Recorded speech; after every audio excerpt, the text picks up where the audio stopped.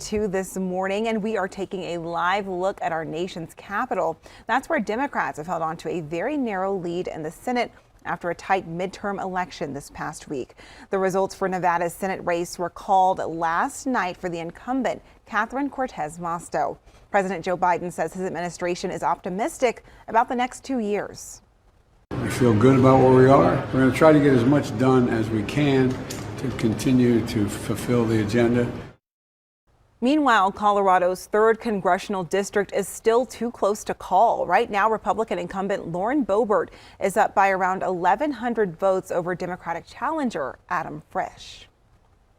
Because it's so close, the final result probably won't come in before this Thursday. That's when military and overseas ballots are due.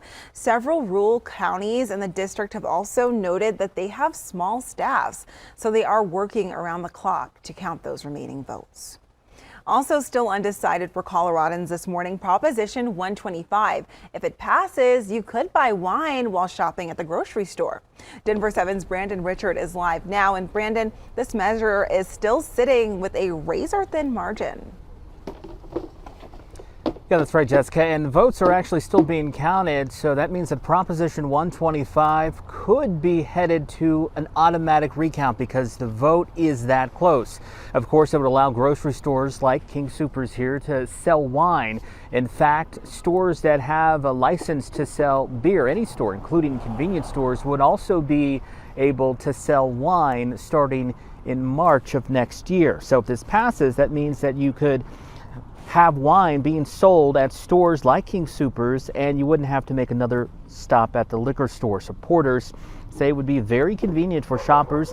Many liquor store owners, though, are against Prop 125. They worry what it could mean for their businesses. The Colorado Licensed Beverage Association says if this passes, it could force 500 to 800 businesses across the state to close.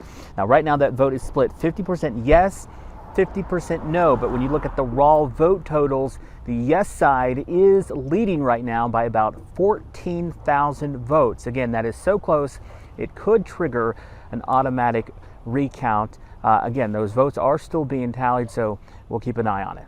Live in Denver this morning, Brandon Richard, Denver 7. Brandon, thank you. And here's a preview of what's to come this week. 2 teenagers are now facing first-degree murder charges. They're accused of starting a deadly fire that killed a woman and her daughter in Lakewood. Yesterday, the 2 boys, aged 12 and 14, were charged as juveniles. They each face 100 counts, including first-degree arson and attempted first-degree murder. Those charges count for each victim whose apartment was damaged in the October fire at the Tiffany Square Apartments. Both teens are being held without bond, and they have court hearings tomorrow. The Denver Public School Board of Education is hosting a public comment session. This comes after their decision to consolidate 5 of their schools due to declining enrollment.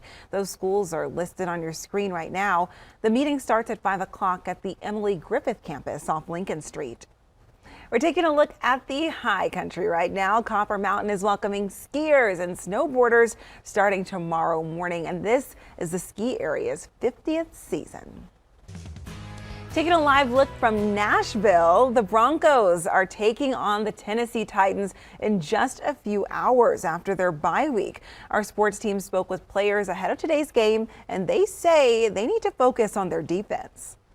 Yeah, we got rallied. We can't have it just be one guy on them. We got to have at all times at least 3 or more, ideally 11, but because he's a hell of a running back, so we got to do our part. Kickoff is at 11 a.m. and we're hearing more from our Broncos insider Troy Rink coming up at 9:30. The biggest fundraiser for the World Down Syndrome Foundation happens right here in Denver. We got an inside look at last night's Be Beautiful, Be Yourself fashion show. Plus, Operation Christmas Child is hitting an incredible milestone ahead of the holiday season, how it's helping kids in Ukraine.